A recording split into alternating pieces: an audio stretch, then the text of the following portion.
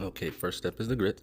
Make those according to the directions on your package and then add anything you like. I'm adding Parmesan cheese here.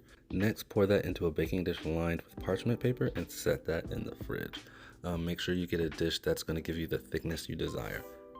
And now for our breading, we'll add a cup of flour, 1 teaspoon of paprika, a teaspoon of garlic powder, a tablespoon of onion powder, a tablespoon of black pepper, and a tablespoon of salt. And we're just going to give that a good mix. This is going to be the breading for our grits. Next, we take our grits out of the fridge. Once they've cooled, it should only take about an hour or two.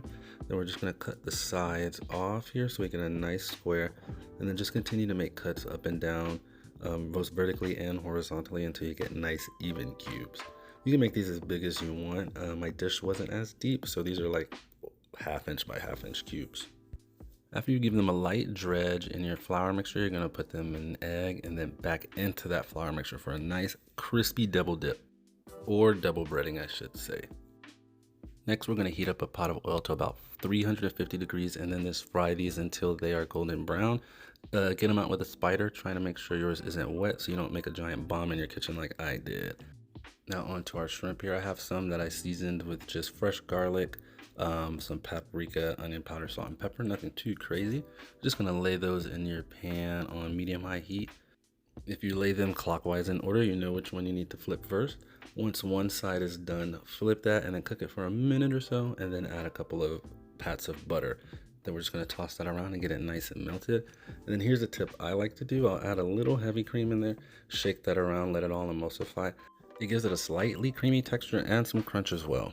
Now for our sauce here, you'll use mustard, your favorite hot sauce, a little bit of sour cream, and a squeeze of lemon here. We're gonna mix that all up, and to plate here, pour a little bit in the middle, then just kind of use a little centripetal force to make that look nice and neat. Then you can start placing your grit cubes, just kind of in an abstract fashion, wherever you want. And then to give it some height and make it look nice, we're gonna plate those shrimp with the tail on, and we're gonna have those tails up. And if you want, you can drizzle a little more sauce on there. And if you care to make it look neater, you can clean up your plate a little bit and then just put some fresh herbs on there. I think I'm using some chopped tarragon.